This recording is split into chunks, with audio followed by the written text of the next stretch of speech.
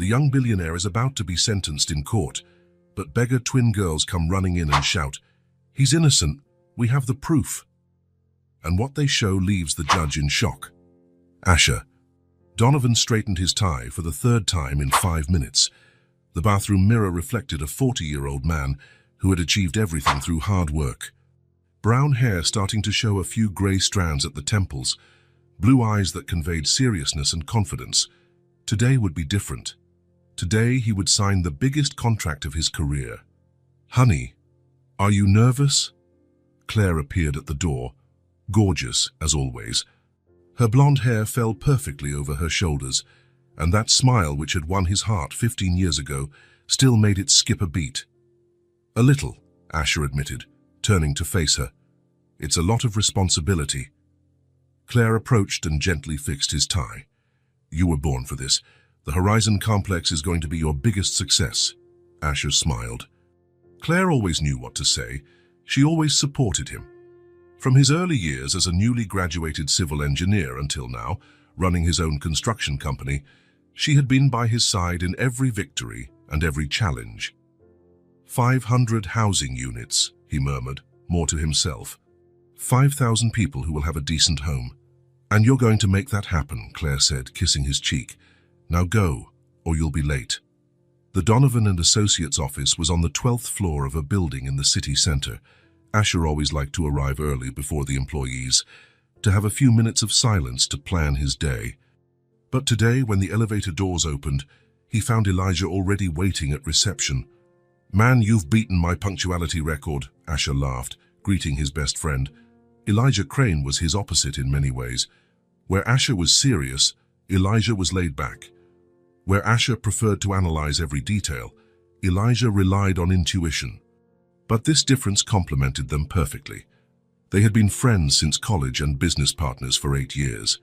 "I couldn't sleep well," Elijah confessed, running his hand through his dark hair. "I keep thinking about how big this opportunity is." "Nervous too." "Excited." Elijah grinned in that contagious way he had. "We're going to make history, brother. A public project of this magnitude. The city trusts us completely." They entered Asher's office, which had a view of the entire city. From that height, they could see some of the projects they had already built together. Residential buildings, a shopping center, 2 schools, but nothing compared to what they were about to start. "Did you bring the final contracts?" Asher asked, sitting behind the desk. "All here." Elijah placed a black folder on the desk. "The city's attorney reviewed everything yesterday. It's perfect." Asher opened the folder and began flipping through the documents. There were many pages full of technical terms and legal clauses. His name appeared as the lead engineer, his company as the main contractor. The contract amount was highlighted in bold, $52 million. "Man," he murmured, still processing the figure. "It's a lot of money," Elijah agreed, sitting in the chair in front of the desk. "But it's also a huge responsibility. 500 families waiting for a home." As he read, Asher thought of the stories he knew, entire families living in tiny apartments, paying outrageous rents, honest people who worked hard but couldn't afford to buy their own place. The Horizon Complex would change that. 2- and 3-bedroom apartments, each with a balcony, a full recreation area, a school, and a health clinic within the development. "Is the land already cleared?" he asked. "Since last week. We started the cleanup on Monday." Asher pictured the empty lot turning into an entire neighborhood. Children playing on the playgrounds, families barbecuing on weekends, people going to work in the morning knowing they had a real home to return to. "We're building more than houses," he said, lifting his eyes from the papers. "We're building a future." Elijah smiled. "Exactly. That's why they picked us, because they know we do more than just meet a contract. We care." And it was true. Since they opened the company, they had always treated every project as though it were for themselves. Top quality materials, flawless finishes, deadlines met religiously. That's why they had the reputation they did. The phone rang. Asher answered. "Donovan and Associates." "Mr. Donovan, this is Janet from the mayor's office. He'd like to know if you can come by to sign the contract this morning at 11 o'clock. Asher looked at his watch. It was 9:30. Sure, Janet, we'll be there. He hung up and turned to Elijah. Show time. City Hall was only about 10 minutes from the office. On the way, Elijah kept talking about project details. The schedule is tight but feasible. 18 months to deliver everything. If we start strong, we can even get some stages ahead of time. How about the crew? I've already selected the best. Marcos will lead the structural part, Sandra will handle finishes, and Roberto coordinates all electrical and plumbing.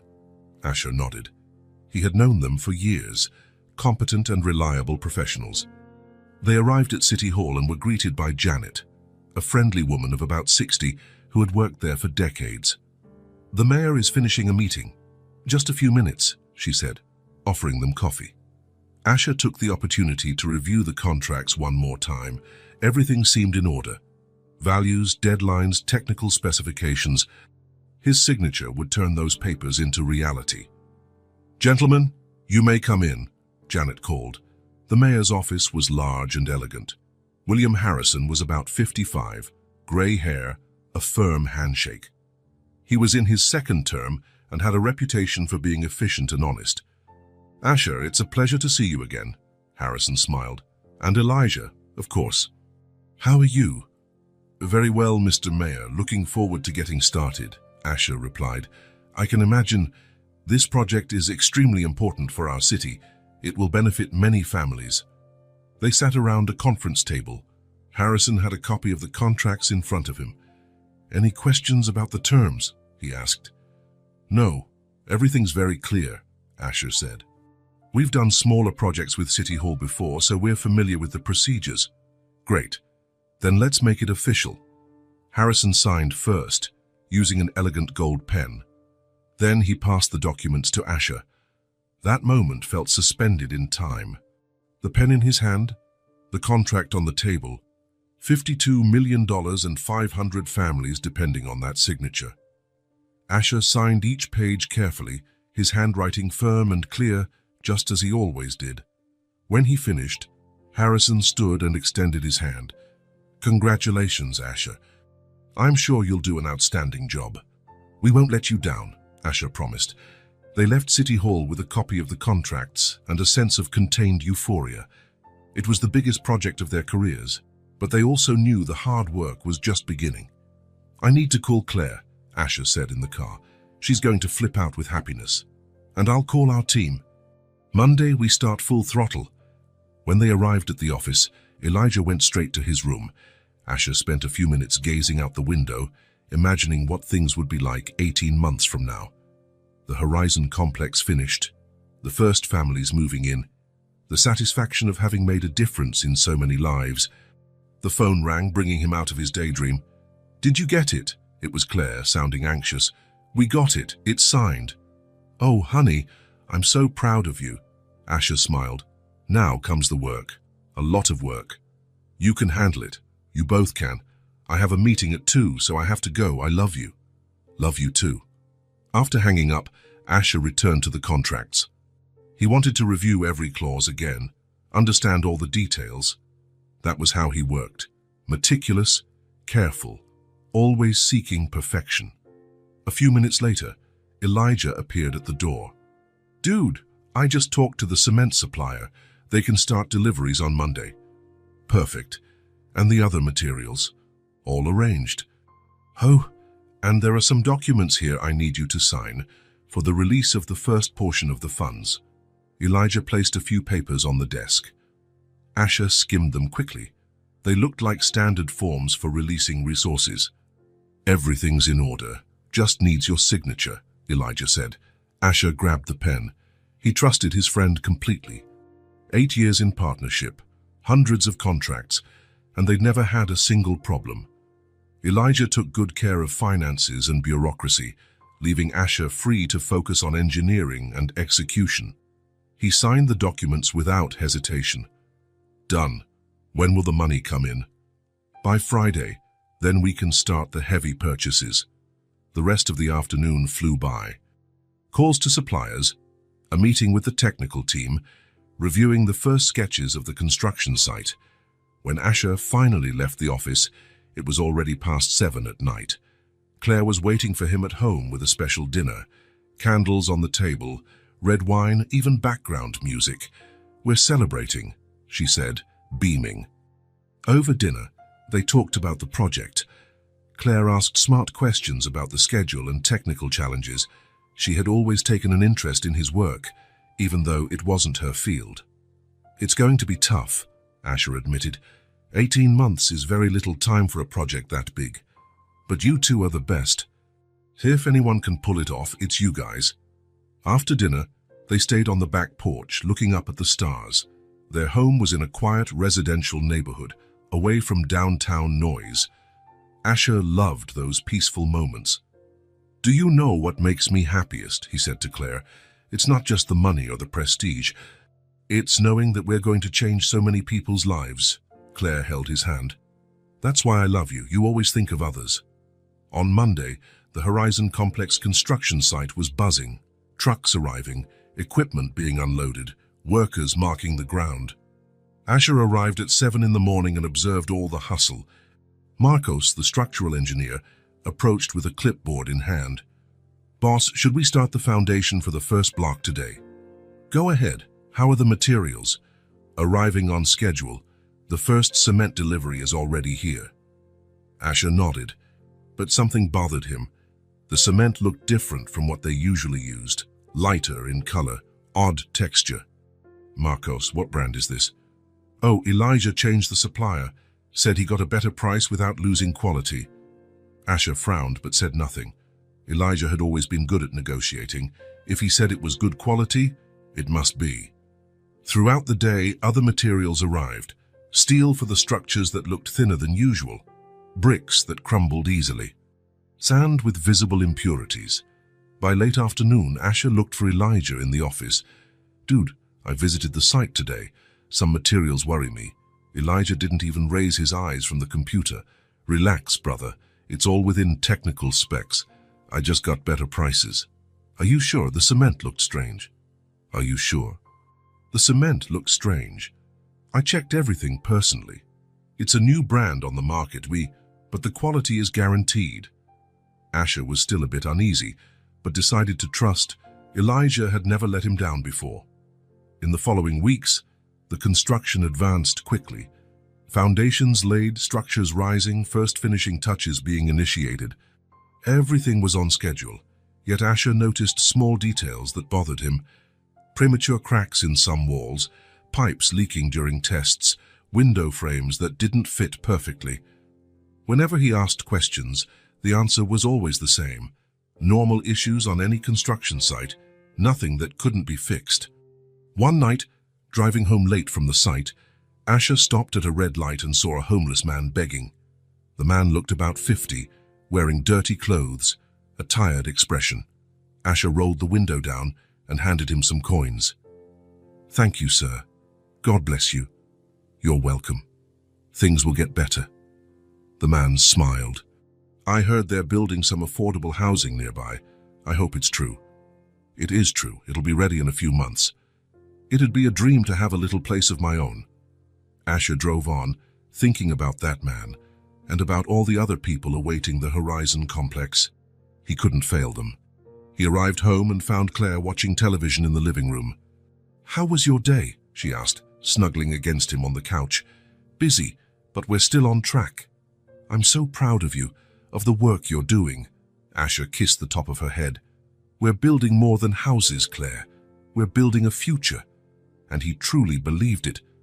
Even with his small worries about materials, even with the pressure of deadlines, he knew they were doing something important. 500 families would have a home. Children would grow up with dignity. People like that man at the traffic light would have a new chance.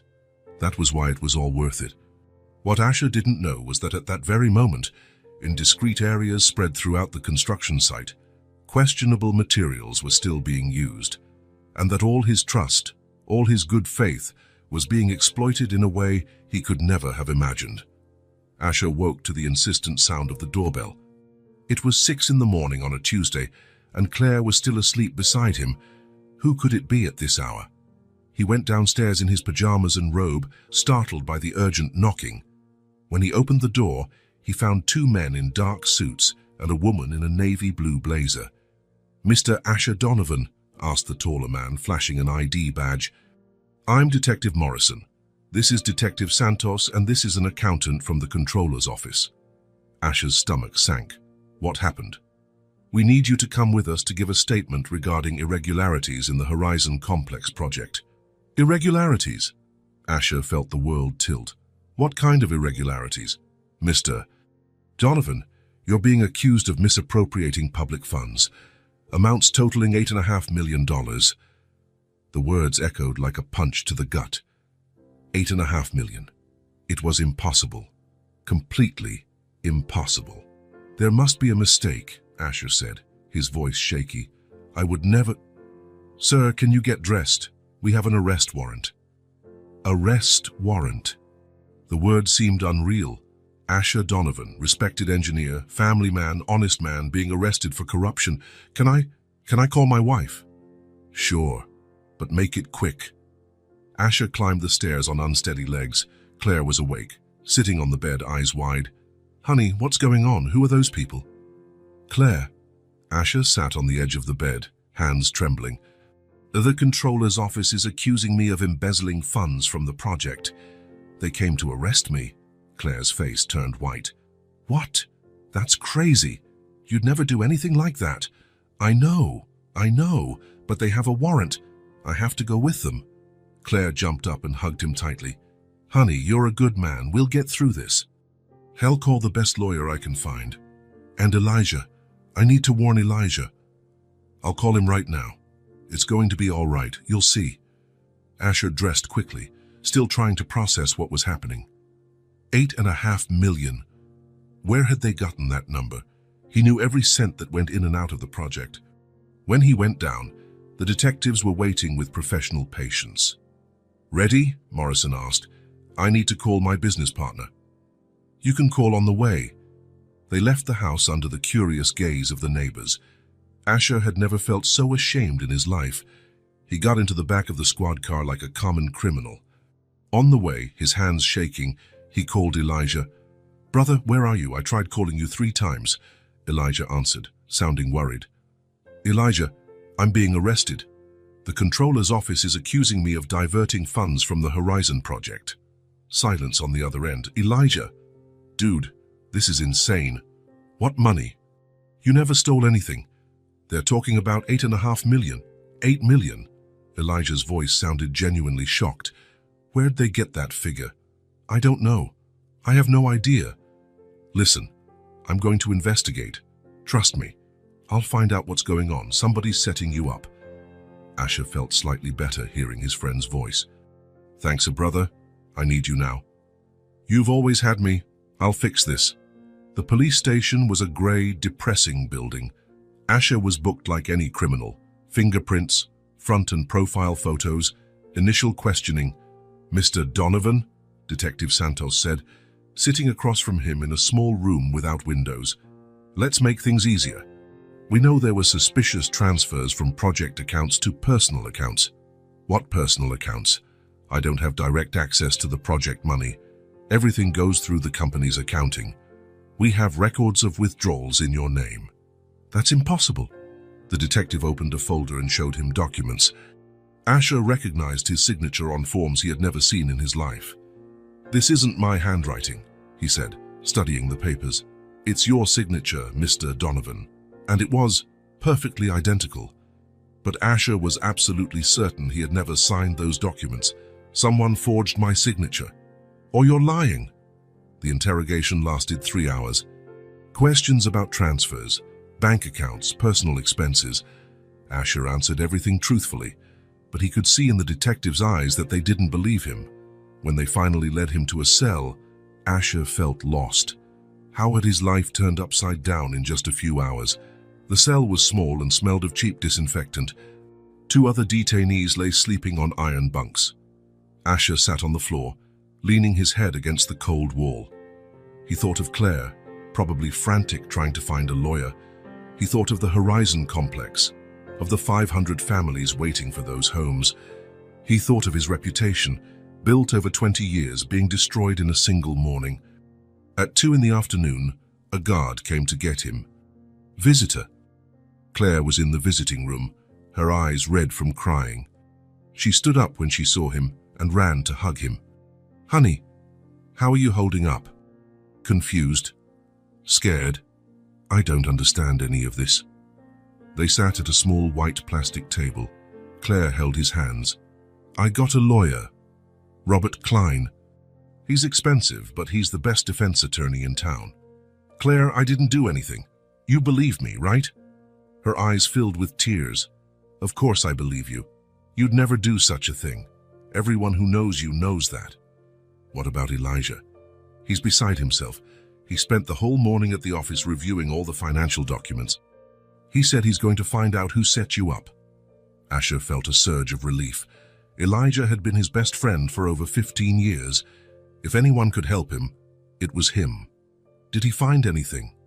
"Not yet, but he promised he'd get the proof of your innocence." The visit lasted only 30 minutes. When Claire left, Asher returned to the cell feeling a bit stronger.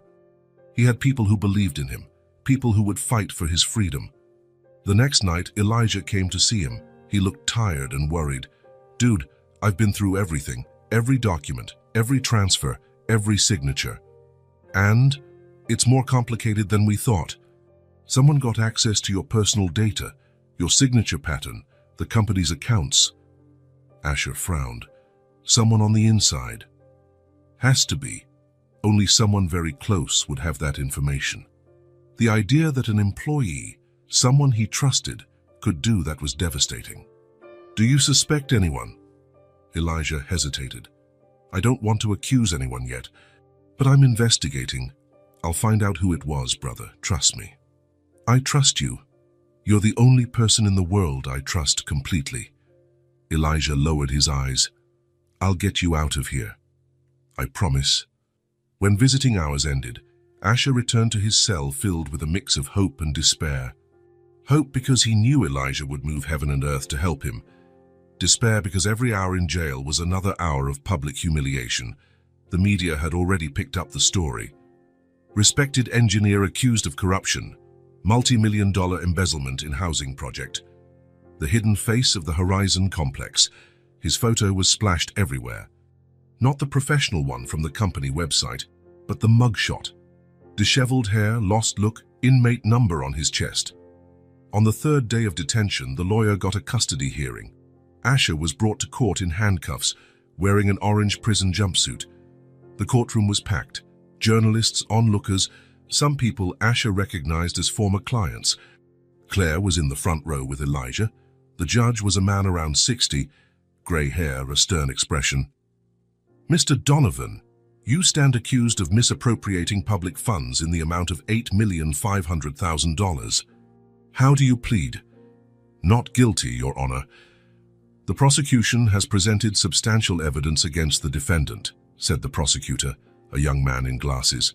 "Signatures on transfer documents, suspicious bank transactions, discrepancies between purchased materials and those actually used on the construction site."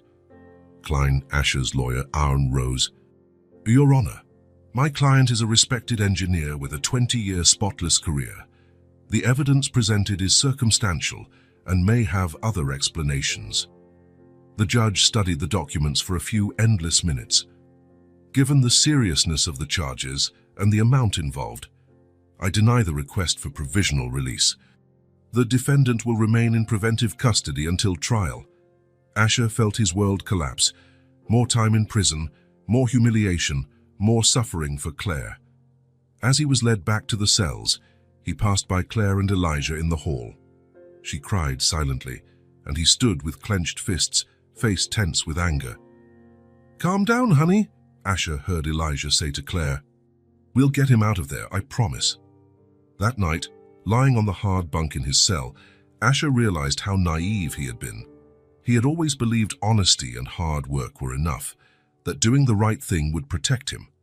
Now he was learning the world was more complicated, that some people were willing to destroy innocent lives for money, that even an honest man could be turned into a criminal by others. But there was one thing he was sure of. Claire and Elijah were on his side. They knew the truth. They would fight for him. They were the only people in the world he could still trust completely.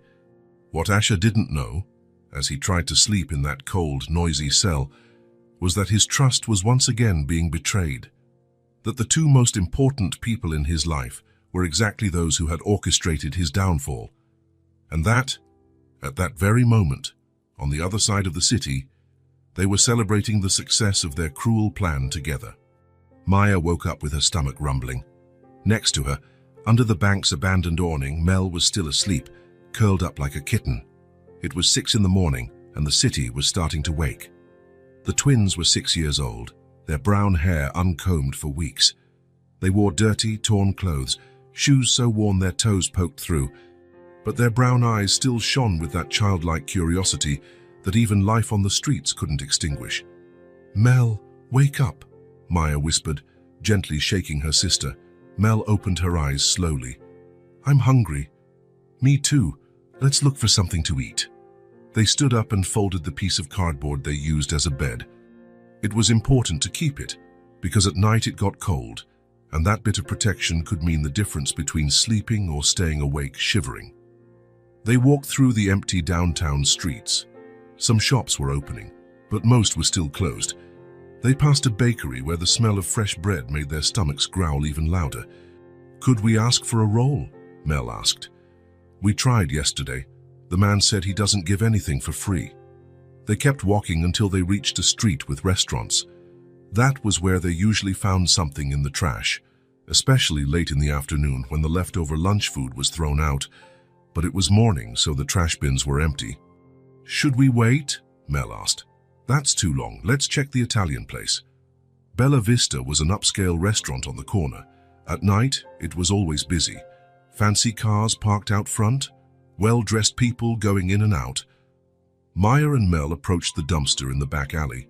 They rummaged through plastic bags looking for any edible leftovers. "Maya, look!"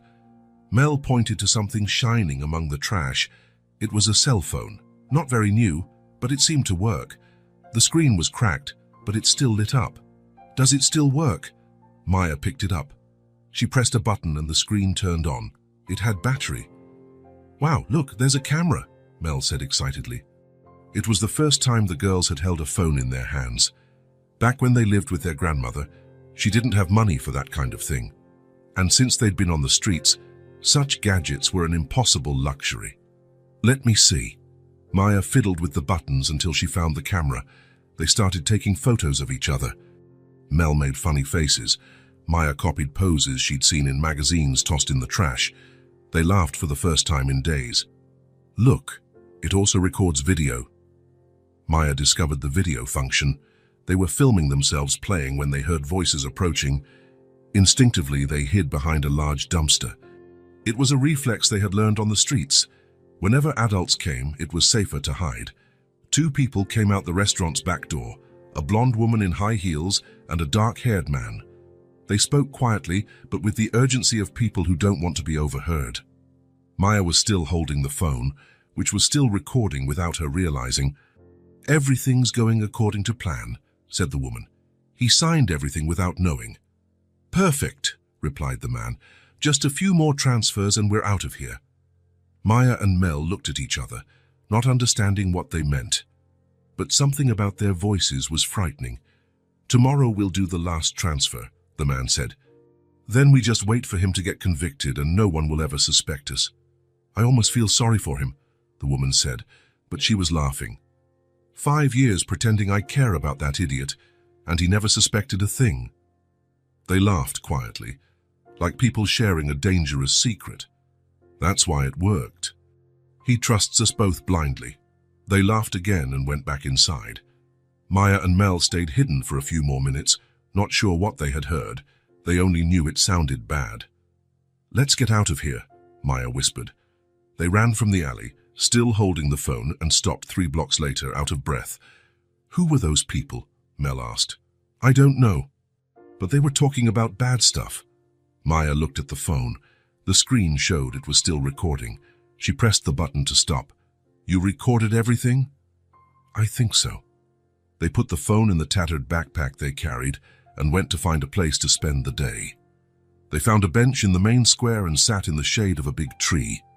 During the day, they played with the phone whenever there were no adults around. They discovered simple games, took more photos, explored every function they could understand. In the afternoon, when the sun was less intense, they went back to the restaurant street. This time they were lucky. Bella Vista had thrown out several good leftovers. They found half a chicken sandwich, still crisp fries, even a piece of chocolate cake. It was the best lunch they'd had in weeks. "Thank you, lucky phone," Mel said, kissing the device. Maya giggled. It really did bring luck. In the following days, the phone became their most precious possession, not just for fun, but because somehow it made them feel less alone. When they were afraid at night, they fiddled with it and felt comforted. A week after finding it, they were walking through downtown when they stopped in front of an electronics store. Several televisions in the display window were all tuned to the same news channel. "How cool," Mel said, pointing at the TVs. "It's like a movie theater." They stood there, watching the colorful images. There was a car commercial, then the weather, then the news started. The trial of engineer Asher Donovan continues. He's accused of embezzling more than $8 million from the Horizon Complex housing project. The screen showed a man about 40, brown hair, sad eyes. "Maya," Mel pointed. "He's the guy from the sandwich." Maya looked more carefully. It was him indeed. 3 days before, when they were starving near a bakery, that man had bought them bread and juice. He didn't ask questions or give them a lecture. He just saw they were hungry and helped. "Why is he on TV?" Mel asked. Maya couldn't read well, but she recognized some words on the screen. Court. Trial. "He's in trouble." On TV, they showed him in handcuffs, being taken away by police. He looked frightened and sad. "Seems like it." Maya thought about the phone they'd found, about the strange conversation they'd accidentally recorded, about the adults talking about someone who signed everything without knowing, and about more transfers. Could it be? "Mel, remember those people at the restaurant, the ones talking about bad stuff?" "Yes." "Why?" "We recorded them. They were talking about someone who signed without knowing, and this guy is being accused of something." Mel still didn't fully understand, but Maya was starting to piece things together. It was hard for a 6-year-old to grasp the whole picture, but she had a gut feeling it was important. "We have to go," Maya said suddenly. "Go where?" "Where he is. He needs us. But we don't know where that is." Maya looked back at the TVs. Below the image of the courthouse was an address. She couldn't read every word, but she recognized the street name. It was near the big church. "I know where it is. It's behind the big church." "What are we going to do?" Maya wasn't sure. She just knew that the man who was kind to them was in trouble, and they had something that could be important. "We're going to show the phone to someone. The recording might help him." Mel nodded, still not fully understanding, but trusting her sister. They left the electronics store window and started walking toward the courthouse. The phone was safe in Maya's backpack, along with their few other belongings. As they walked, Maya tried to recall exactly what the adults had said. He signed everything without knowing. Just a few more transfers, and the woman's cruel laughter, saying she felt almost sorry for that idiot who never suspected a thing. Maybe it was important. Maybe it could help the nice man who'd been kind to them. "Maya," Mel tugged on her sleeve, "what if no one believes us? We're just kids." It was a real concern. Adults rarely paid attention to what street kids had to say, especially dirty, ragged ones like them. "But we have the recording," Maya said. "That's proof, right?" "I think so." They kept walking. 2 little girls lost in a big city, unknowingly carrying the key to a good man's innocence. The courthouse was a large, imposing building. Many people out front, news vans, reporters with microphones. It was intimidating. Maya and Mel stopped on the sidewalk across the street, watching the commotion. "Lots of people," Mel whispered. "Yeah, but he's inside, and he needs help." Maya touched the backpack where the phone was stored. Inside that device, found in the trash, was a conversation that might change everything. She didn't fully understand the adult's words, but she knew the difference between a good person and a bad one. The man who'd given them food was good. Those who spoke and laughed cruelly were bad. Good people needed help against bad people. Come on, Mel. Now, now. The two girls crossed the street, heading toward the courthouse with the kind of determination only children have when they know they're doing the right thing. They didn't know they carried the proof that would save Asher Donovan.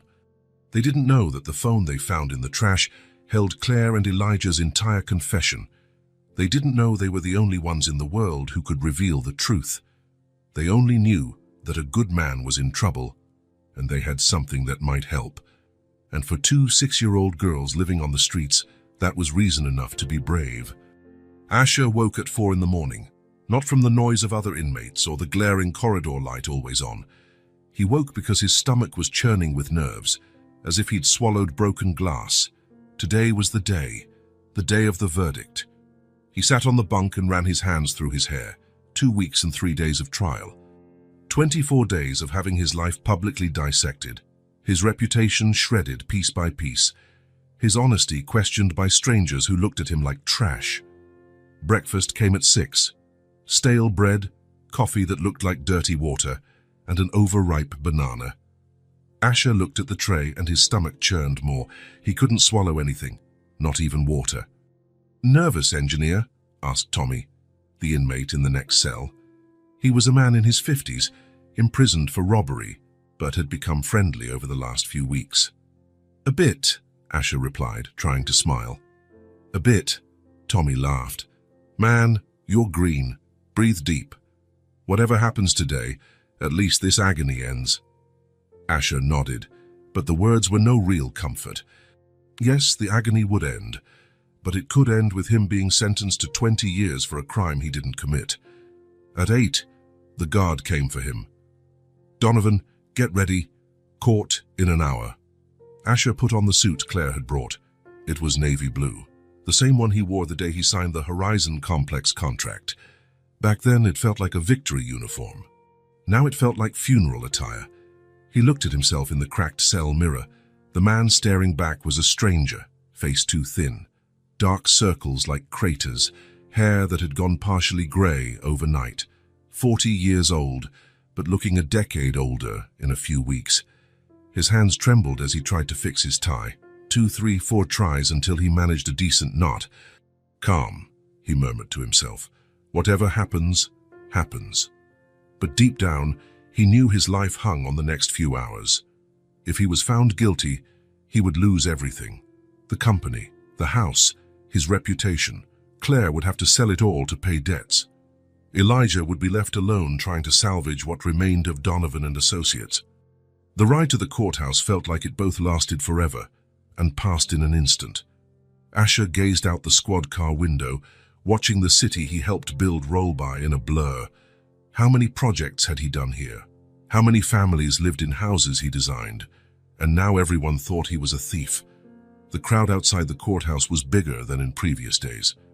Journalists, cameras, curious onlookers for the final show. Asher lowered his head getting out of the squad car, but still heard the shouted questions merging into a cacophony. "Mr. Donovan, how do you feel on verdict day? Will you confess if convicted? Any words for the 500 families left high and dry? Do you really believe you'll go free?" Klein, his lawyer, guided him firmly through the crowd. "Ignore everything, look straight ahead and keep walking." Inside the courtroom, the atmosphere was tense. The room was packed, people standing in the back. Asher felt hundreds of eyes on him, judging him, condemning him before the judge even spoke. In the front row, Claire sat beside Elijah. She wore an elegant black dress, like she was going to a funeral. Her eyes were puffy and red. When she saw him, she waved discreetly and tried to smile, but it came out crooked and painful. Elijah only gave a brief nod, his face serious, worried, but determined. He had been like that for the past months, promising to uncover the truth, to find the real culprit. At least Asher wasn't alone. Claire and Elijah had stood by him since day one. They were the only people in the world who still believed him. Judge Palmer entered at 9 on the dot. A tall, thin man, completely grey hair, known for tough sentences. Throughout the trial, Asher had tried to read his expressions to see if he believed in his innocence, But the judge's face was always an impenetrable mask. "Order in the courtroom," the bailiff announced. The silence was absolute. Asher could hear his own heartbeat pounding like war drums. "Mr. Asher Donovan, please stand to hear the verdict." Asher stood, legs trembling so hard he had to hold onto the table. Klein stood next to him, hand lightly on Asher's arm in support. Judge Palmer opened a thick folder and adjusted his glasses. The entire room seemed to hold its breath. "This court has carefully examined all evidence presented over these 2 weeks and 3 days of trial. We heard testimony from 23 witnesses, 5 experts, and reviewed more than 200 financial documents." Each word dropped like a stone in Asher's stomach. Evidence against the defendant includes signatures on fund transfer documents, bank transactions not satisfactorily explained, and significant discrepancies between the materials purchased and those actually used in building the Horizon complex. A pause that felt eternal. The defense has argued the possibility of forged documents and manipulated signatures, but failed to present concrete evidence supporting those allegations. Asher closed his eyes. This was the end. He could feel it. Considering the seriousness of the crimes, the substantial amount involved, and the negative impact on the families who depended on the housing project, the judge paused again, looking directly at Asher. "This court finds that..." Bang! The double doors at the back of the courtroom slammed open. 2 security guards tried to stop someone, but 2 small figures darted between their legs like lightning. "He's innocent. We have the proof." The high-pitched, desperate shouting of children echoed throughout the courtroom. Asher turned, completely confused, having no idea what was happening. 2 little girls, about 6, ran down the center aisle as if their lives depended on it. Brown hair flying, dirty, torn clothes, bare feet slapping on the polished marble floor. One held something above her head, an old cell phone. "Stop those kids immediately," the bailiff shouted, gesturing to the guards. But the girls were small, quick, utterly determined. They evaded 3 adults who tried to grab them and reached the front of the judge's bench before anyone could stop them. "We have the proof. He didn't do anything wrong," cried one, the girl holding the cracked phone like a sword. "Good man! Sandwich man!" yelled the other, pointing directly at Asher. "Order! Order in the courtroom!" Judge Palmer banged his gavel repeatedly, his face red with indignation. "Who are these children? How did they get in here?" Asher recognized them. They were the little girls he had bought food for 3 weeks ago, when he was still briefly out on bail. They'd been hungry outside a bakery downtown, and he couldn't just walk by. "Your Honor," Klein said, stepping forward, as shocked as everyone else. "I have no idea who these girls are, but perhaps we should hear what they have to say. They might have relevant information." "This is highly irregular, Your Honor," protested the prosecutor, standing indignantly. "We can't let the trial be interrupted by street children." "We heard the bad people talking," shouted the girl with the phone, ignoring the adults yelling around her. "It's recorded here." "What bad people?" the judge asked, professional curiosity starting to outweigh his irritation at the broken protocol. The girl fumbled nervously with the phone, her small fingers trembling. "We found this in the trash and accidentally kept recording. We got the bad people talking." "Your Honor," Klein said, seizing the opportunity, "I respectfully request that the contents of this device be played. If there is relevant evidence..." "Your Honor, this is absurd," the prosecutor interrupted. "We don't even know where this alleged material came from, who these children are, or if what they say is true." But Judge Palmer was clearly intrigued. Something about the children's desperate urgency made him hesitate. "Bring the device here," he finally ordered. An officer approached the girls. The one holding the phone surrendered it reluctantly, whispering, "Don't break it, please." The officer connected the phone to the courtroom's sound system. The cracked screen showed a video file, 3 minutes and 47 seconds long. "Play the file," ordered the judge. The entire courtroom fell into absolute silence. At first, the audio was confusing. Children's voices playing, childish giggles, street noises, then an abrupt quiet, as if someone was hiding, and then adult voices approaching, crystal clear. "Everything's going according to plan. He signed everything without knowing." A chill ran down Ash's spine. He knew that voice. It was impossible, but he knew it. Perfect. Just a few more transfers and we'll disappear. The second voice made his blood run cold. It was Elijah, his best friend, his partner, the person he trusted most in the world. Tomorrow we'll do the last transfer. Then it's just wait for him to get convicted, and nobody will ever suspect us. I almost feel sorry for him. 5 years pretending I care about that idiot, and he never suspected a thing. The third voice made Ash's world collapse. Claire, his wife. The woman who cried for him every night, who said she believed in his innocence, who vowed she would fight for his freedom to the end. Quiet, cruel laughter echoed over the speakers. That's why it worked. Hay trusts us both blindly. The courtroom exploded. Murmurs, screams, people standing up. Asher felt his legs give out completely. Klein caught his arm so he wouldn't collapse. Claire was white as a sheet, eyes wide with terror. Elijah tried to stand as if to flee, but 2 guards were already closing in on him. Order! Judge Palmer slammed the gavel with all his might. I want this recording examined immediately. Summon the audio expert. The court's expert approached with his equipment.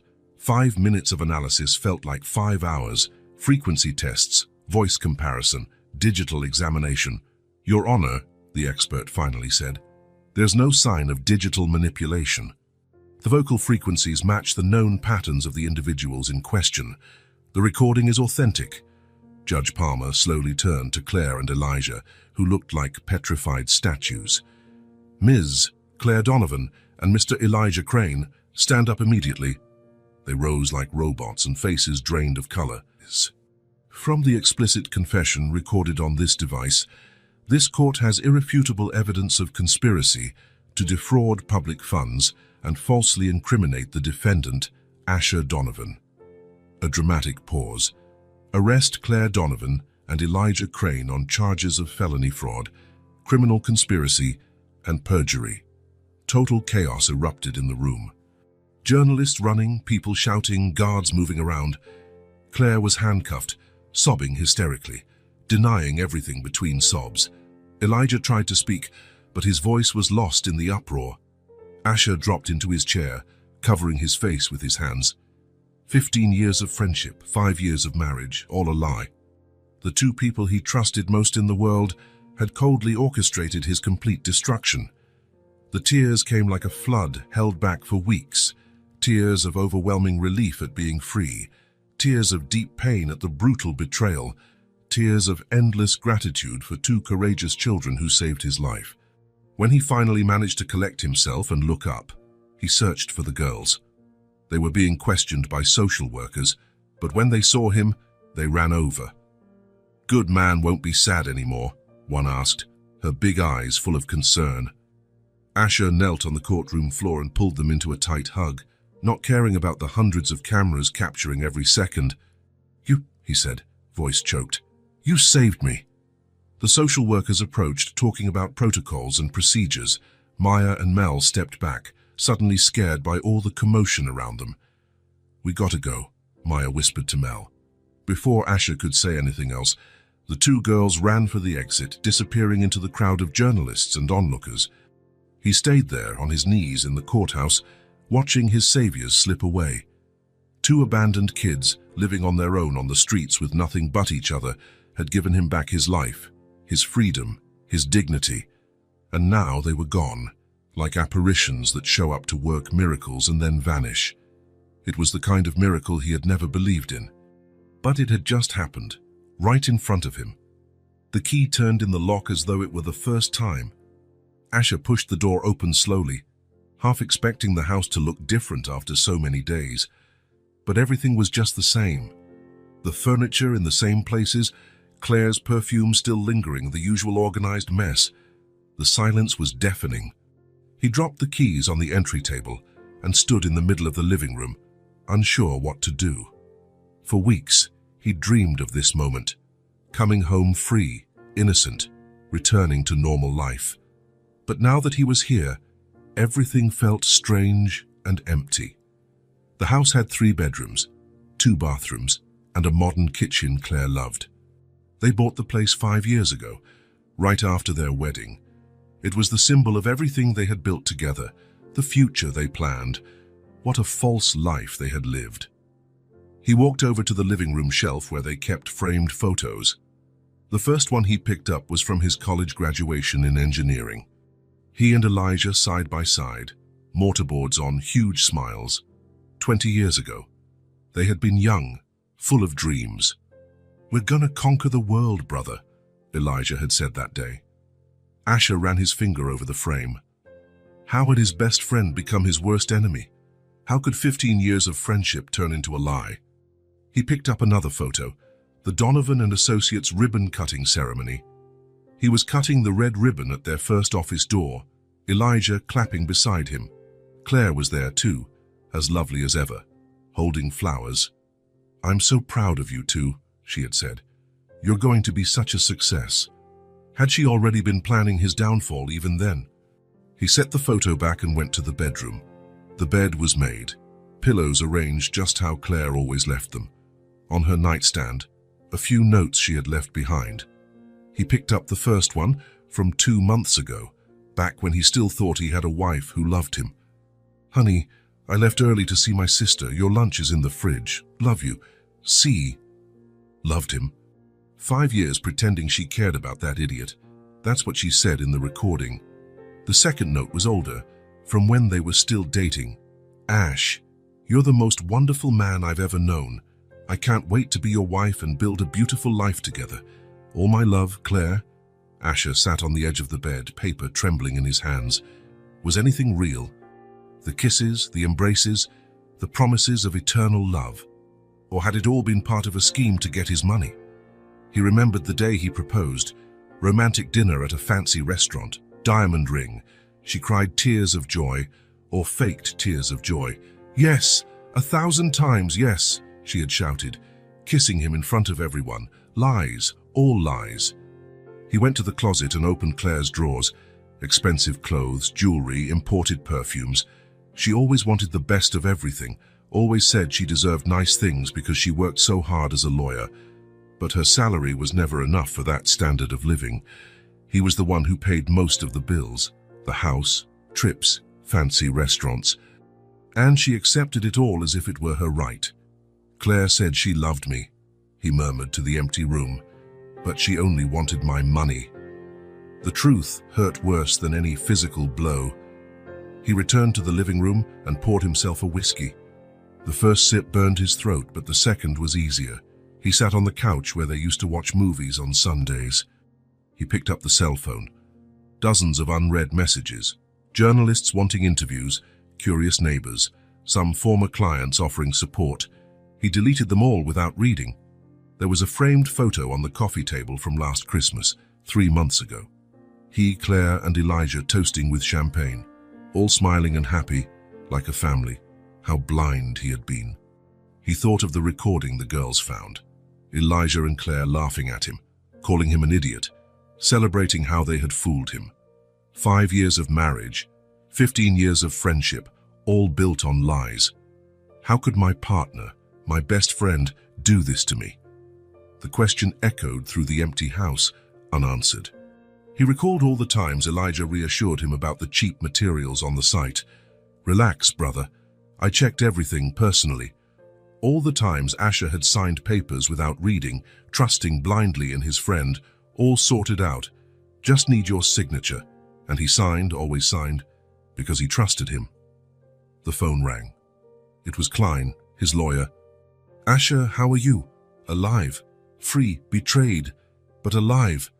I can only imagine. Want to talk about next steps. We can sue both of them for everything they've done. Later, Klein. Right now, I just want to be alone. I understand, but don't isolate yourself too much, okay? You have real friends too." After he hung up, Asher wondered if that was true.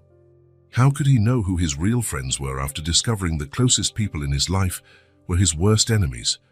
He went upstairs to the home office.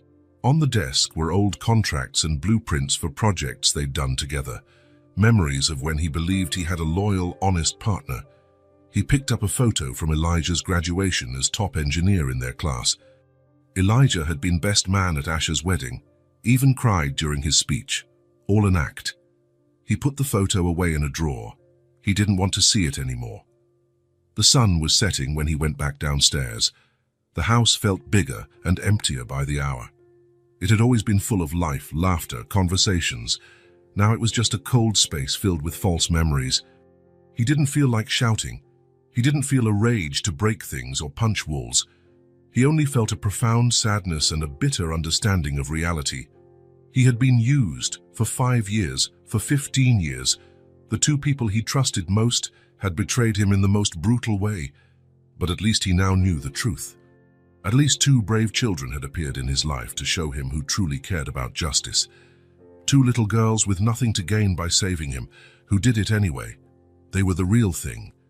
While Claire and Elijah were only pretty masks hiding rotten hearts, he poured himself another whiskey and toasted alone in the empty living room. "To the truth," he said to the silent walls, "no matter how much it hurts." And it did hurt. It hurt more than anything he'd ever felt. But at least it was real. Asher woke up with a mission. For the first time in weeks, he had a clear purpose. Find the 2 girls who saved his life. After showering and dressing, he left home determined. He didn't even know their names, but he knew they lived on the streets downtown. That was the place to start. He drove to the area where he first met the girls weeks ago, near the bakery. It was a busy commercial neighborhood during the day, full of shops and restaurants. At night, the entrances and doorways turned into shelter for those with nowhere to sleep. He parked and walked the streets, passing a dozen homeless people, but none were the twins. He asked some if they knew 2 little girls, but nobody could say. "Sir, aren't you that engineer from TV?" asked a man around 50 says, sitting on a corner with a paper cup. "Yes. I read in the paper that you were proven innocent." "That's good, man. We folks on the street can recognize good people." Asher was touched by that. "Thank you. Do you by any chance know 2 little twin girls, about 6, who live around here?" The man thought for a moment. "Oh, you mean Maya and Mel?" "Sure, I know them. Poor kids. Been alone since their grandma died." "Maya and Mel," Asher repeated. "Where can I find them?" "They usually hang around the San Juan bakery in the morning on the street behind us. Then they go look for food in the restaurants. At night they sleep by the closed bank's awning, 2 blocks that way." Asher handed the man some money and headed to the bakery. It was a small, simple shop with a few sidewalk tables. He looked around but didn't see the girls. "Excuse me," he asked the counter clerk. "Did you see 2 little twin girls here today?" "You mean Maya and Mel? They came by this morning, but didn't buy anything. They never do. They just stand there looking at the bread." Asher's heart twisted. "They come by every day. Almost poor things. Sometimes we give them leftover bread from the day before, but the boss doesn't like it much." "What time do they usually come back?" "Late afternoon, around 5. That's when we discard whatever didn't sell." It was 2 in the afternoon. Asher decided to wait. He bought a coffee and sat at one of the sidewalk tables, watching the street. In the next 3 hours, he saw dozens of people go by. Rushing executives, mums with strollers, students carrying heavy backpacks, all with places to be, homes to return to. At 5:10, he spotted them. 2 little girls holding hands, walking slowly down the sidewalk. Tangled brown hair, dirty and torn clothes, bare feet, but it was them. He recognized the bright, clever eyes that had saved him in court.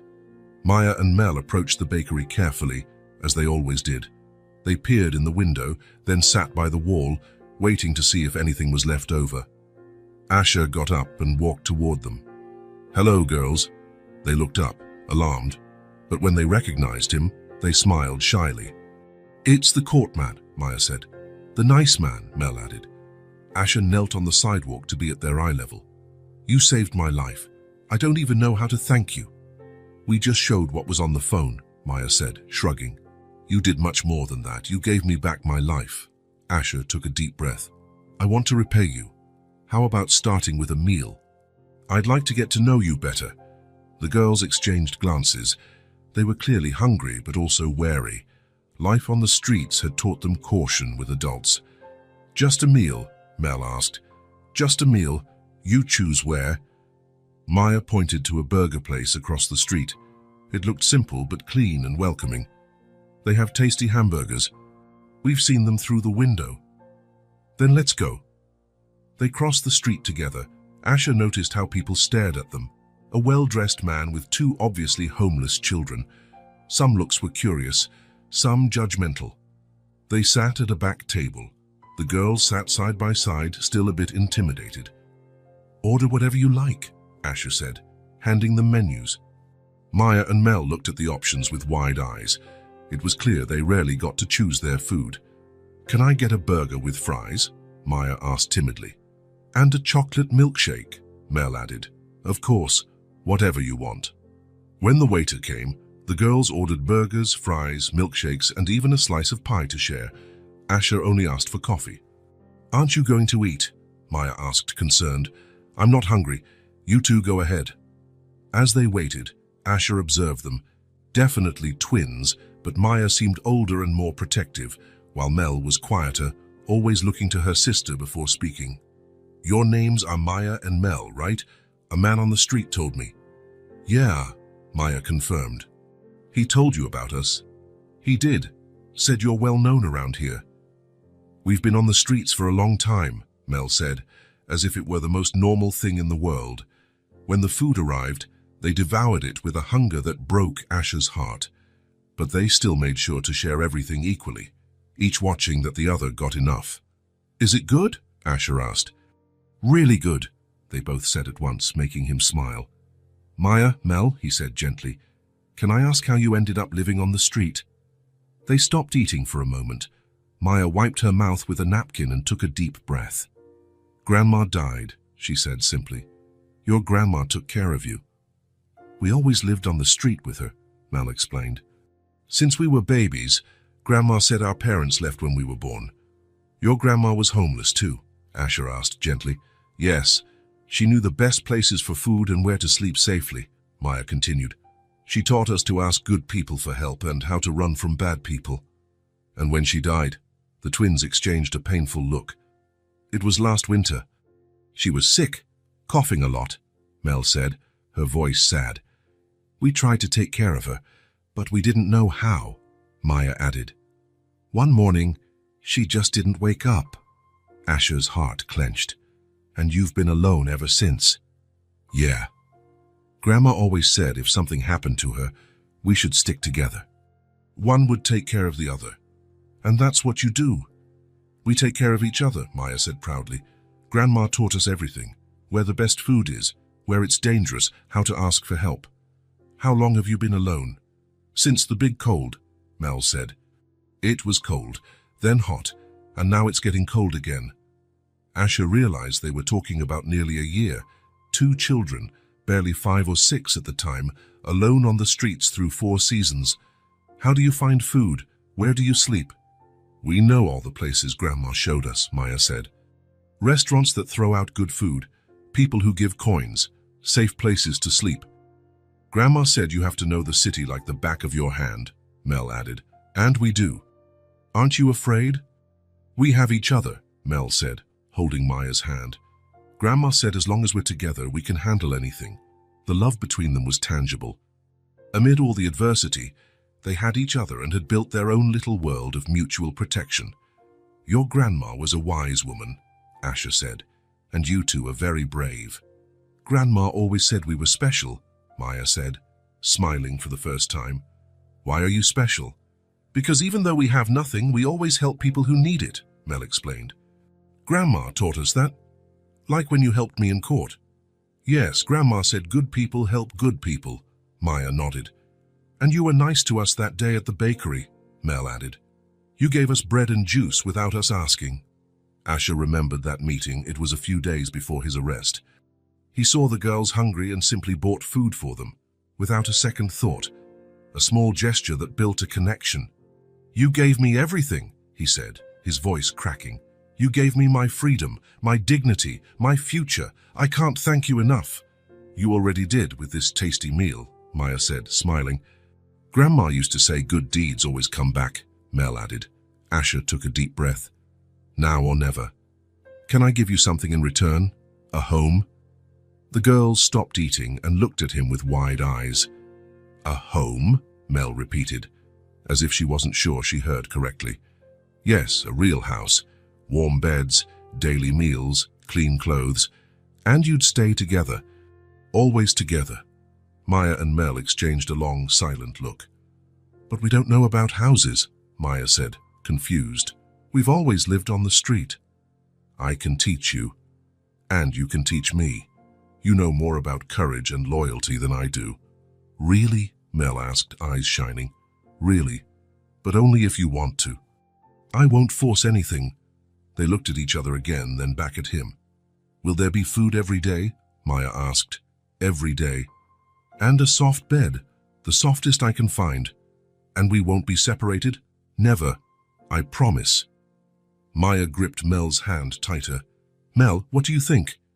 Mel looked at Asher with those large, serious eyes. Grandma said when we do something really good, heaven sends us something good in return. Her words struck Asher deeply. Do you think I'm the good thing heaven sent? The girls smiled at the same time. We think so, they said together. Asher felt tears prick his eyes.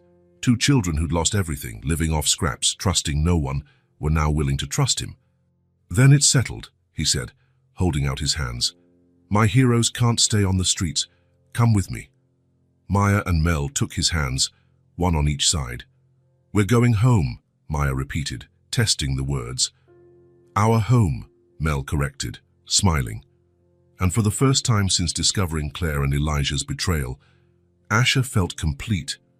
Not because he had recovered his old life, but because he was starting a new one, with two daughters sent by heaven to save him, and whom he could now save in return. The first place Asher took Maya and Mel was a children's clothing store at the mall. They walked slowly, hand in hand, wide-eyed at all the bright, colorful displays. We've never been in a place like this, Maya whispered, staring at the shining storefronts. It's so big, Mel added, hiding a bit behind her sister. No need to be scared, Asher said softly. We're here to pick out new clothes for you. In the store, the sales clerk looked at the girls oddly. It was obvious they came from the streets. Messy hair, dirty, ragged clothes, bare feet. I need full outfits for these two, Asher said firmly. Everything from underwear to winter coats. What sizes? The clerk asked, still eyeing the children with suspicion. They're 6. Maya, Mel, pick whatever you like. The girls exchanged looks, overwhelmed by so many options. Anything, Maya asked. Anything you want. It was like a dam bursting. Maya ran to a rack of colorful dresses, while Mel looked at a set of pants and shirts with animal prints. Can I get this? Mel asked, holding a pink set with kittens. You can pick as many as you want. For the next hour, the girls tried on clothes like it was the biggest adventure of their lives. Dresses, pants, shirts, socks, shoes, jackets, all new, fresh-smelling, made just for them. Look at me. Maya came out of the dressing room wearing a blue dress with white flowers and new white shoes. You look beautiful, Asher said. And it was true. Clean and well-dressed, Maya looked like a completely different child. Mel came out next in jeans and a yellow shirt with a sun design. How about me? You're both gorgeous, prettiest girls in the world. They beamed. It was the first time anyone had called them pretty.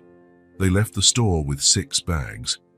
Clothes for every occasion, new shoes, coats for the coming winter. The girls carried their own bags proudly. Now we'll get some other important things, Asher said. In the toy store, their reaction was even stronger.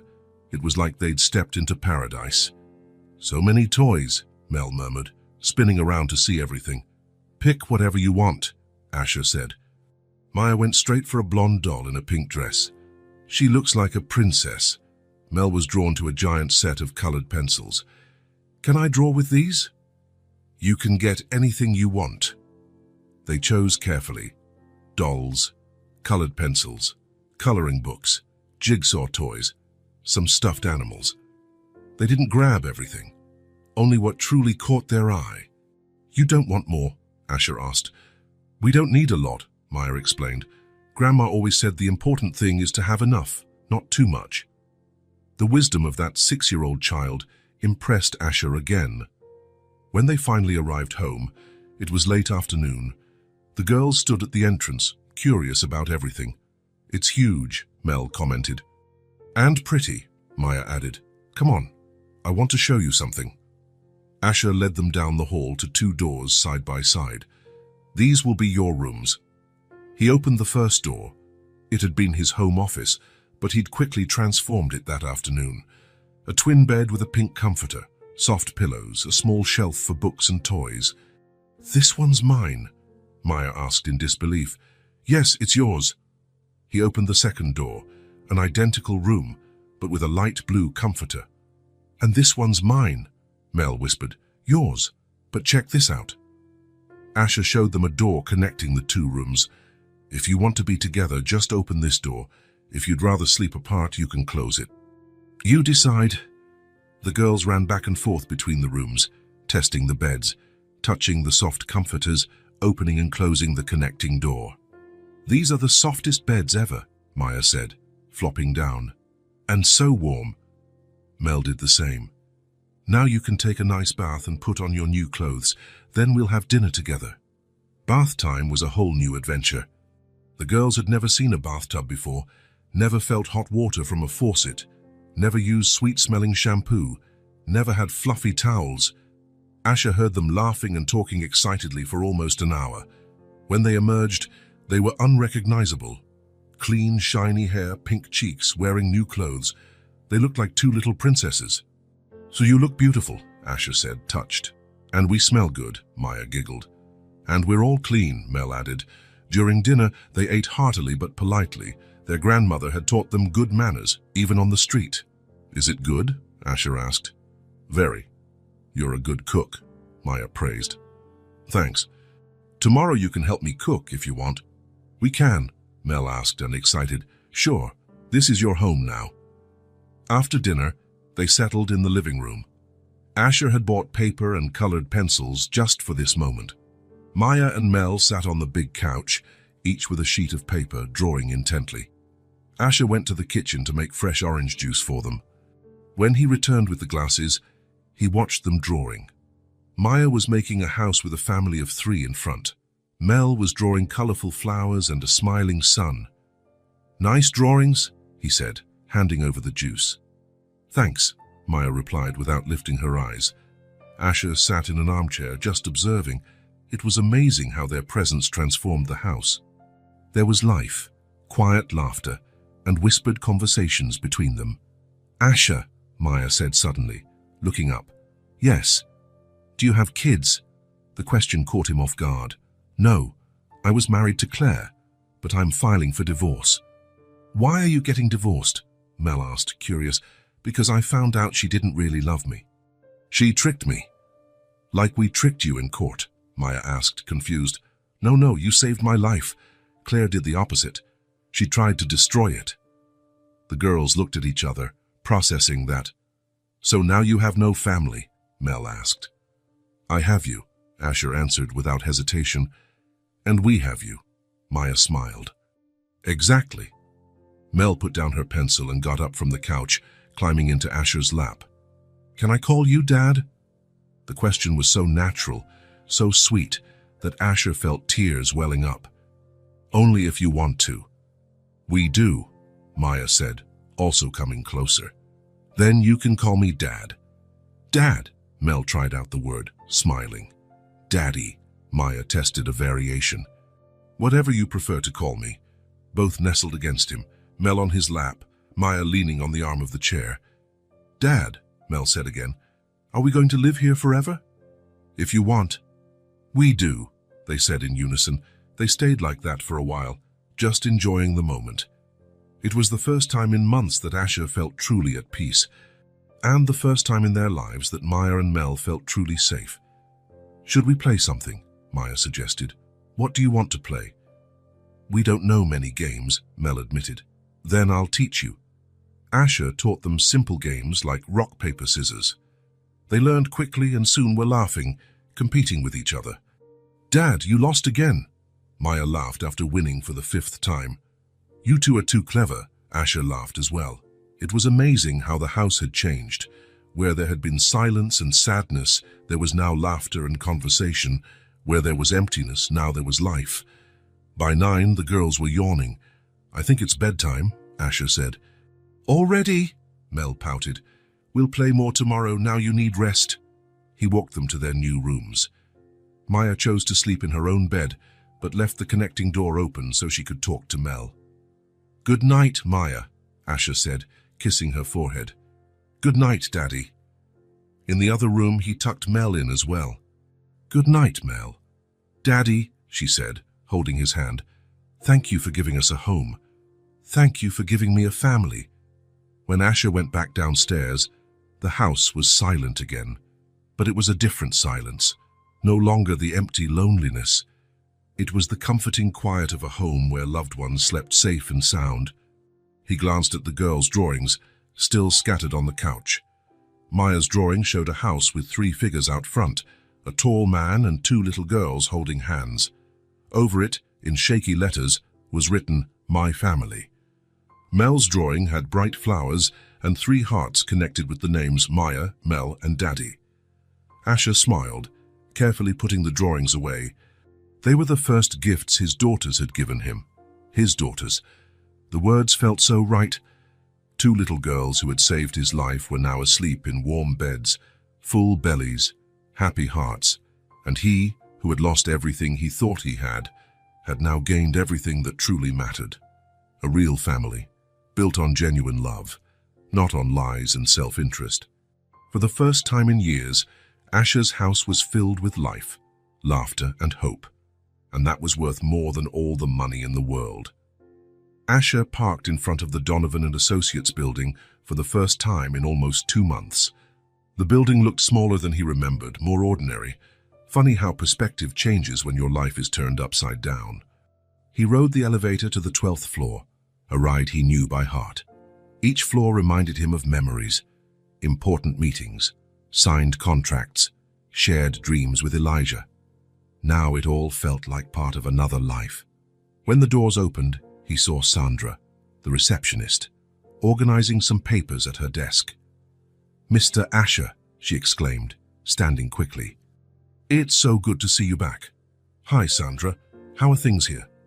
Complicated, to be honest. After everything that happened, well, a lot of projects were cancelled. Clients got scared. Asher nodded. It was expected. Corruption scandals scare away clients, even if you're proven innocent later. How many employees are left? About 15. Marcos is still handling the remaining projects. Most of the finance team had to be let go. I understand. I'll take a look at things. He walked through the office he had helped build. A few empty desks, others with staff who looked at him with relief and curiosity. He greeted each one, thanked them for staying through the crisis. His personal office was exactly as he'd left it. Plants watered by Sandra, papers organized, the city view out the window. But Elijah's chair opposite his desk was empty, likely forever. He sat down and turned on his computer. Dozens of emails, pending contracts, spreadsheets to review. Work was work, and he needed to understand the company's real situation. Late that morning, Marcos came in to report on current projects. Boss, we've managed to keep 3 projects. The residential building in the north side, the municipal hospital renovation, and a small commercial office. What about the Horizon complex? Completely shut down. City Hall cancelled the contract after the scandal. They're looking for a new firm. Asher sighed. It was inevitable, but still painful. That project had meant so much to him. All right, Marcos, we'll work with what we have. Are you reopening the company? Yes, slowly, but yes, we have a reputation to rebuild. You can count on me, boss. I always knew you were innocent.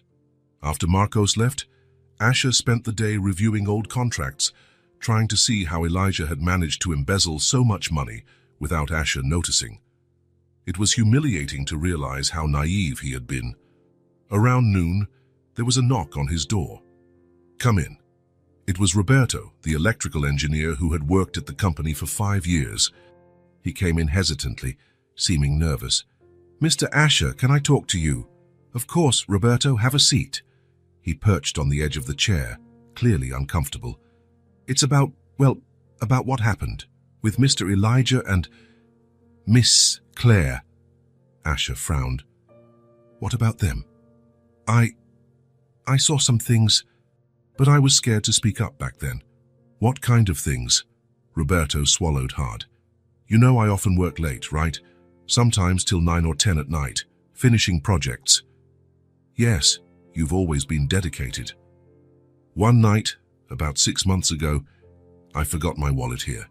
I came back around 11. Thought nobody was here, but I saw lights on in the back storage area. Asher leaned forward. The storage area was where they kept materials for smaller projects. Then what? I went to check if everything was okay. Worried it might be a burglar or something. Roberto paused, clearly embarrassed. Keep going, Asher said. Mr. Asher, I saw Claire and Elijah together in the storage area, kissing. The words hit like a thunderbolt. Asher felt his stomach churn, even though he already knew about the betrayal from the recording. You're sure about what you saw? Absolutely. They were very intimate, speaking softly, laughing, hugging. It was obvious it wasn't the first time. Why didn't you tell me? Roberto lowered his head. I was afraid, sir. Mr. Elijah was my boss too. I needed the job. And, well, who'd believe me over them? Asher understood. Who would suspect the perfect wife and the loyal best friend? Anything else? I saw them together other times. Always late. Always hidden. Once she even parked her car a block away and came on foot. They thought no one was watching. How long do you think it was going on? From what I saw, at least a year, maybe more. A year. While Asher worked tirelessly, trusting blindly, building a future, his wife and best friend had been having an affair right under his nose. Roberto, why are you telling me this now? Because I feel guilty. If I'd said something sooner, maybe you wouldn't have gone through all this. Maybe you'd have discovered the scheme sooner. Asher was quiet a moment, absorbing the information. He didn't feel anger or surprise, just a strange sense of relief. The last missing puzzle piece. Mr. Asher? Roberto asked, uneasy at the silence. Thank you for telling me, Roberto. I know it wasn't easy. You're not angry at me? No. I understand why you were afraid. It's not easy accusing your bosses. Roberto looked relieved. Is there anything I can do to help now? Yes. Keep being the competent professional you've always been. We'll rebuild this company together. Yes, sir. After Roberto left, Asher stood alone by the window, staring out. Now he knew everything. The betrayal wasn't just financial, it was complete. Claire and Elijah hadn't just stolen his money. They'd mocked his feelings, laughed at his trust. He picked up the phone to call Klein, his lawyer. Klein, it's Asher.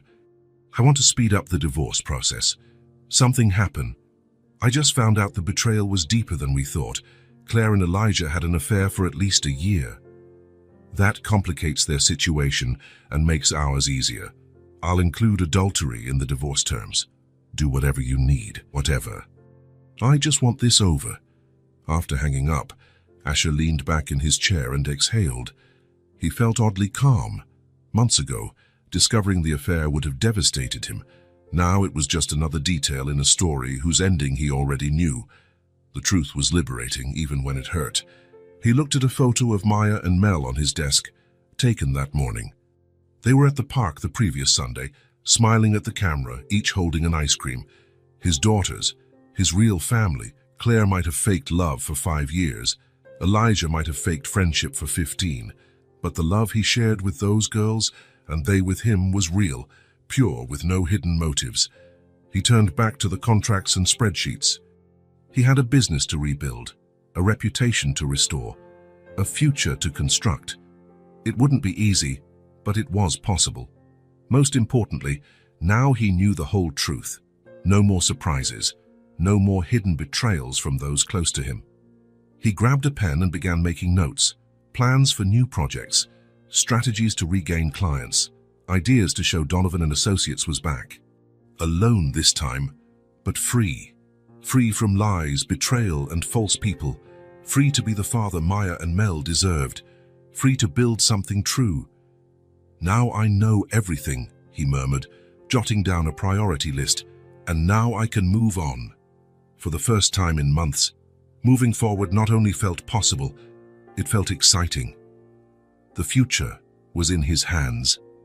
And this time, he knew exactly who stood by his side. Two brave little girls who had saved him and whom he would save in return every day for the rest of his life. The truth hurt, but it also set him free, and Asher Donovan was finally free.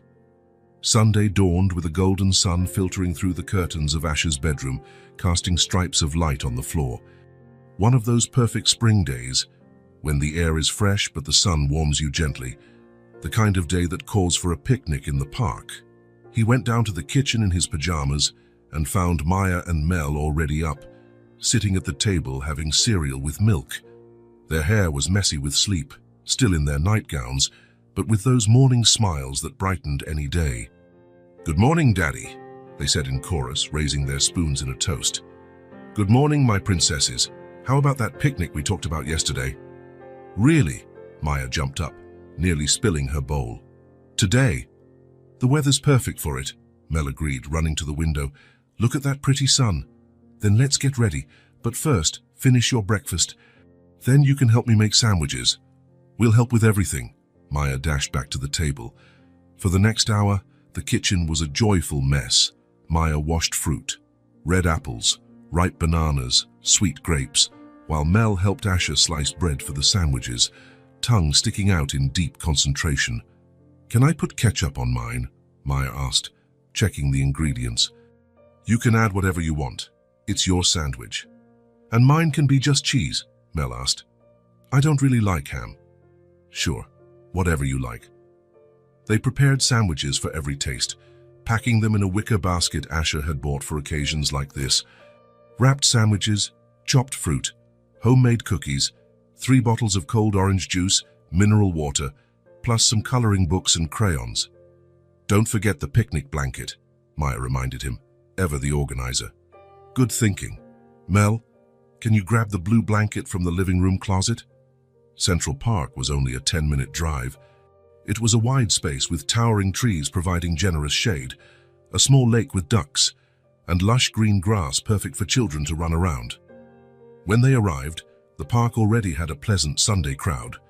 Families on the grass, kids playing on the playground, couples strolling along the paths. "Where do we set up camp?" Mel asked, scanning the area, eyes shining. Asher chose a spot under a big tree, far enough from the playground for peace but close enough so they could play later. They carefully spread the blue blanket on the grass. Maya and Mel helped arrange the food, placing each item neatly, treating it like an important mission. "Everything looks so nice," Maya said, admiring the setup. "It looks like a real party," Mel said, clapping her hands. "It is a party," Asher grinned, sitting between them. "Our first official family picnic." They began eating slowly, savoring the moment. The girls chatted about their drawings that week, about a stray orange cat they'd seen, about learning to read harder words. "Dad, I can read elephant now with no help," Mel said proudly. "And I read butterfly all by myself yesterday," Maya added. "You two are getting so smart. Soon you'll be reading entire books." After finishing their sandwiches, Maya glanced at the grass around them. "Dad, can I run on the grass?" "Of course, just don't go too far." The girls took off like whirlwinds. Asher watched them run back and forth, playing tag, rolling on the grass, laughing loudly without a care. Other families in the park smiled, watching them. It was impossible not to, seeing 2 children so genuinely happy. "Dad, come play with us," Mel shouted from a distance, waving. "Let's play tag." Asher got up and jogged after them on the grass. They played for several minutes, with him pretending he almost had them, and them shrieking and running faster. "You're too quick for an old dad like me," he joked, dramatically collapsing onto the grass. They giggled and pounced on him, tickling mercilessly. "You're not old," Maya protested, laughing. "And you can't escape our tickles." Mel joined the attack. No, I surrender," Asher laughed, trying to protect himself. "You win." They returned to the blanket after playing, a bit tired but radiant. Asher poured cold juice, while Maya and Mel got out their coloring books. I'm going to draw our family at the park, Maya announced. And I'm drawing our house with a garden, Mel said. They quietly colored, each focused on her artwork. Asher used the moment to snap a few pictures with his new phone, Maya with her tongue poking out in concentration, Mel smiling at her drawing, pencil in hand. "Let me take a photo of both of you together," he said. The girls posed side by side, hugging, big smiles for the camera. "Beautiful," Asher said. "Now one of the three of us." He stood between them and snapped a selfie. On the screen, 3 smiling faces, his in the middle, Maya and Mel on either side, forming a constellation of happiness. "Perfect," he said, showing them. "Can we print it and put it on the fridge?" Mel asked. "Of course, let's make a family album." An older woman walked by and smiled at them. "What a lovely family you have. Your daughters are adorable." "Thank you," Asher replied, chest swelling with pride. "Are they twins?" she asked. "Yes, Maya and Mel. They're lucky to have such a caring father." After the woman left, Maya looked at Asher thoughtfully. "Dad, she said we're your daughters." "You are." "But," Maya hesitated, "can we call you Dad for real?" "Officially?" He thought it was already settled. "Why do you ask?" "Because we weren't born from you," Mel explained. "We don't have your blood." Asher knelt on the blanket to be eye level with them. "Listen carefully. Family isn't just blood. Family is loving each other every day, caring for each other, being there for each other. Family is wanting the best for each other always." The girls listened intently. "Do you care about me?" he asked. "A lot," they both replied. "And I care about you. That makes us a real family. No need to ask. You're already my daughters." Maya and Mel lit up. "So you're our real dad," Maya confirmed. "I'm really your dad." "And we're really your daughters?" Mel asked. "You're truly my daughters." They flung themselves into his arms, giving him a tight hug. "We love you so much, Dad," Maya whispered. "I love you too, more than all the stars in the sky." They stayed there, hugging, in a perfect moment. Around them, the park went on, families playing, children running, birds singing. But on that blanket, time stood still to celebrate love. As evening approached, painting the sky in golden tones, they started packing up. "Do we have to go?" Mel pouted. "We can come again," Asher promised, "whenever you want." "Every Sunday?" Maya asked excitedly. "If you like, every Sunday." "It can be our tradition." On the drive home, the basket nearly empty and the girls happily chatting in the back seat, Asher thought about how his life had transformed. 6 months ago, he thought he had everything: a thriving business, a happy marriage, a loyal best friend. Then he discovered it was all a lie built on betrayal. Now he had less in material terms. The company was slowly rebuilding. He lived in a house haunted by memories of a false wife, and he'd lost his naive trust. But he had Maya and Mel, and they were real. Their love was genuine, pure, with no ulterior motives. The family they had formed was based on genuine care, not obligation. When they arrived, the girls dashed off to stick their new drawings on the wall. Asher put away the picnic things. In the basket, there were leftover fruit, coloring books, and 3 empty juice bottles, reminders of a perfect family day. He heard the girls laughing in their room, discussing where to hang each drawing, recounting the day, planning for the next Sunday. Asher sat on the couch looking around. The house felt different, full of children's toys, kids' books on the shelves, their pictures everywhere like little suns. "The truth destroyed me," he murmured, thinking of Claire and Elijah. "But they rebuilt me." Learning the betrayal had crushed everything he believed about his life. But Maya and Mel had helped him build something new, something better, something real. "They're my new family," he continued, hearing their laughter, "and I'm never alone again." The future didn't just look hopeful, it looked exciting. There would be more picnics, more drawings on the walls, more happy laughter filling the house. There would be genuine love every day. And that was more precious than anything he'd lost. Asher smiled, got up, and went to help the girls hang their drawings at just the right height. After all, that's what dads do. And he was a dad now. Dad to two little heroes who saved his life and now filled his days with pure love forever. If this story touched your heart, subscribe to the channel and turn on notifications so you don't miss the next ones. Leave a like because it helps this story get recommended to more people. See you in the next story.